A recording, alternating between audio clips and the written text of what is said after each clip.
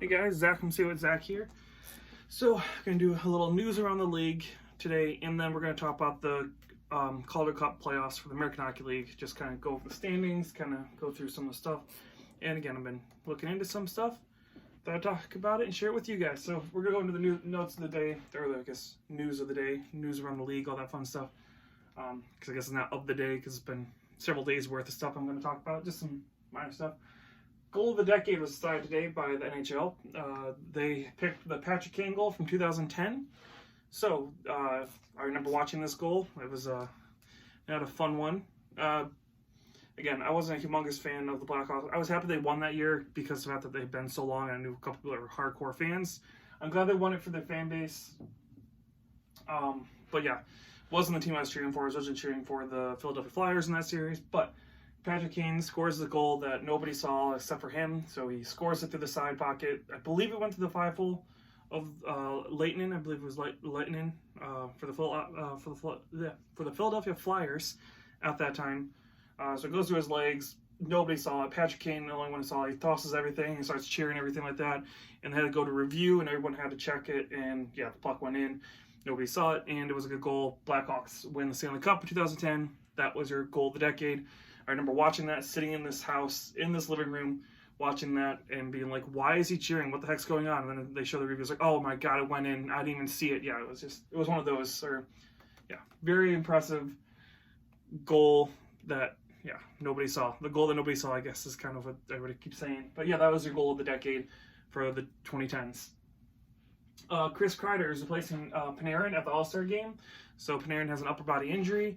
So another one drops off the list of All-Star roster players. I will do an update roster video probably after this one, just because there's been so many players turned over from the original roster I did. I'll do an All-Star roster update. But yeah, Chris Kreider is going to replace Panarin. So Kreider's been a great player for the Rangers this year. He is probably on the trading block, I'm assuming at this point, because he is one of the few Rangers that they could see moving with an expiring contract. And again, with the fact that they're rebuilding, they're trying to retool, get younger. He's going to be someone that people are going to be looking at to try and add a trade deadline to help get assets to build on top of this team they already have.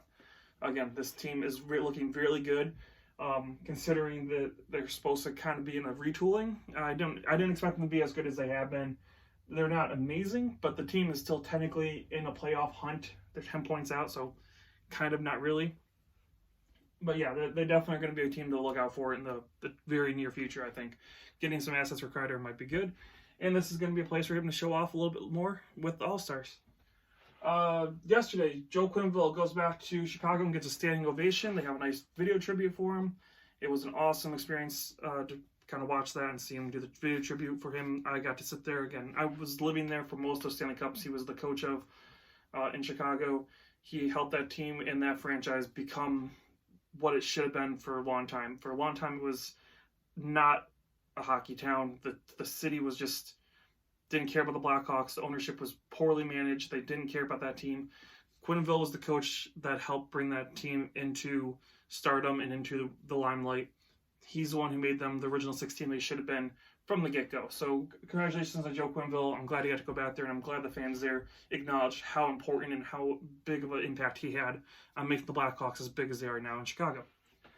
And I can't state that enough, how mediocre this team was and how non-existent they were when I first moved to Chicago to now. It's amazing the turnaround this franchise has had in I'd say about 15 years since I've moved there. It's been 15 years. So we moved there in 2005. And we moved, and then obviously now 2020, so yeah, 15 years, crap. But yeah, it's amazing how far this franchise has come in that time. So from like 2005 to about 2011, complete and total turnaround within 5 years. It was amazing. Anyways, sorry. On to the next little note here. Seattle begins construction phase on the arena. So the arena in Seattle is underway. They are building the arena now, so we're looking at about a year out. Next year, they aren't in, but the year after that, they will be drafting, and the draft's going to be there and all that fun stuff. I'm looking forward to that. I'm hoping to be able to go there for something, either the draft or a game. We'll see, because I'd love to go see the new arena, and I will be picking up a jersey whenever the Seattle whatevers get their jersey and name. But I'm excited about that, because again, I got to really experience Vegas's full on from the draft all the way to the Stanley Cup Finals, as I've said many times. I'm excited to kind of hopefully get to experience that with Seattle as well. Anthony Mantha could miss another month to the rest of the season for the Detroit Red Wings. Not really that big of a deal, if you honestly ask me. Mantha, yes, it sucks that we don't have him. He's one of the better players we have. But with the way the Red Wings are right now, let him heal. Let him take the rest of the season off. Make sure he's good to go for next year. This team isn't going anywhere. Call up people, get some more kids playing, see what we have for next year, and maybe trade off some assets. Mantha missing time is good, I think. It gives another player an opportunity to show off, and we already know Mantha's going to be on the team. Let's bring up somebody else, see what we have, see what we need to get. Yeah, I mean, I'm personally for defense and goaltending right now more than anything, but we'll see what Eisman does at the draft. Event of the decade. This was announced a few days ago. The 2014 Winter Classic here at the Big House in Ann Arbor, Michigan. Again, I remember watching that. Me and Drunk Hockey Mom really wanted to go to that, but it was a really bad day. I was snowing, storming, so we didn't go out. It was just a madhouse over there, so we didn't end up going. We stayed here, ate Little Caesars Pizza, and watched the 2014 Winter Classic, which was awesome. Unfortunately, the Toronto Maple Leafs won that, not the Red Wings, but it was an awesome event. It was something I really wish I could have gone to and been a part of. But oh well, we're aiming to go to another Winter Classic sometime, hopefully soon. We'll see. I kind of wanted to go to this one this year, but it was kind of far. I'm hoping maybe next year with the Minnesota one is what we're looking at possibly doing, because I did like the Coors Light Stadium Series game was amazing. I'd love to go to a Winter Classic. So, anyways, those are the news around the league kind of for the last few days. Next little news: American Hockey League playoff picture. Plus news. So I guess more just playoff picture. But yeah, I've mentioned this in a lot of the American Hockey League reviews I've been doing. I want to do a review of kind of where last year's playoffs were and how this year is looking and shaping up. Because again, I didn't watch the American Hockey League playoffs that much. I pay attention to the Griffins primarily when they're in the playoffs, or throughout the season in the playoffs. So I haven't really paid attention hardcore to the full layout and how everything goes and who's all been in it and all that fun stuff. So I went into it a little bit right here. So last year in the 2019 playoffs, your division, so it's the top 4 teams in each division, so slightly different from the NHL, where it's the top 3, then the 2 wild cards. It's the top 4 from each division make it. So I did not know that. I learned that when I was doing some research. So we're looking at last year, you had Charlotte, Hershey, Bridgeport, and Providence for the Atlantic. The North had Toronto, Cleveland, Syracuse, and Rochester. Central, Chicago, Iowa, Grand Rapids, Milwaukee, and Pacific had San Diego, Bakersfield, San Jose, and Colorado. So that was last year's playoffs. Obviously, the Charlotte Checkers won over the Chicago Wolves in the Calder Cup Finals, taking their 2019 championship. So that was interesting. I was cheering more for Chicago. Sorry, again, I like the Griffins and the Wolves. I know people don't understand because they play in the same division. How do you like the same teams? I grew up in Chicago. Most of my adult years were in Chicago. I went to a lot of Wolves games. I became a fan of them. And the Griffins I like because they're the farm team of the Red Wings. So I got to see more Wolf games. Griffins I like because they're the farm team of the Red Wings. So I like both those teams. Unfortunately, both in the same division. But I don't know. I can cheer for both sides. I don't really have a favorite. I guess the Griffins over the Wolves, but I like both of them. And I do like the Wolves. I went to a game last year. Their opening ceremony was really awesome. The fans that I met there were super awesome.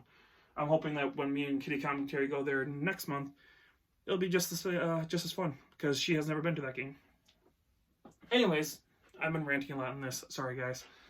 But yeah, so those are last year's standings. And again, Charlotte beat Chicago in the finals. So this year, if we look at this year, Hartford is leading the Atlantic with Hershey tied with them in points, then Charlotte and then Providence. So pretty much the same 3 sitting here except for Hartford's in there instead of Bridgeport. Bridgeport is kind of dropped pretty low down in the standings and looking like they could be fighting for the last spot in the league.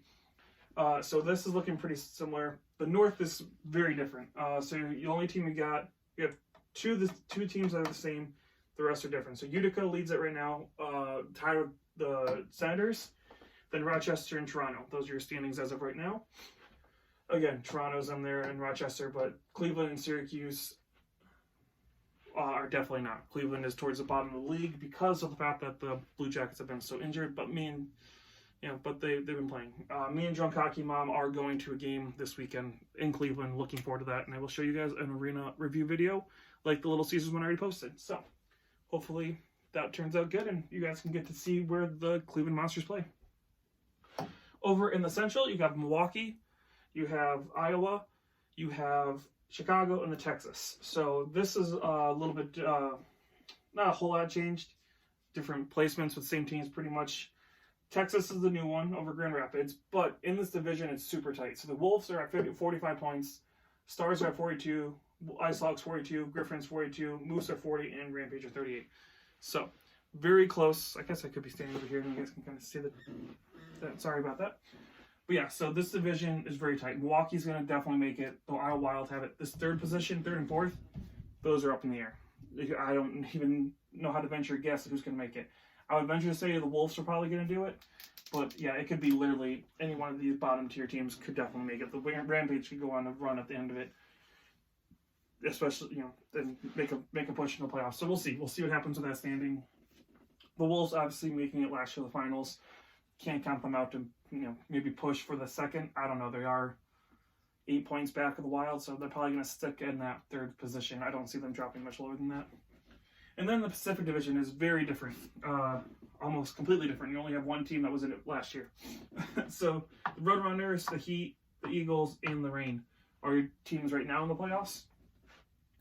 Last year it was San Diego, Bakersfield, San Jose, and Colorado. So most of those teams are now towards the bottom. They got San Diego at 38 points, which I guess they could overtake the Reign, depending how that goes. San Jose is probably not going to make it at 31. Again, the worst team in the league right now. Colorado, yeah, they're in there right now. And then Bakersfield is also, could maybe make a push, but I would definitely venture to say you got the Stockton Heat, the Roadrunners, Tucson Roadrunners, definitely making it.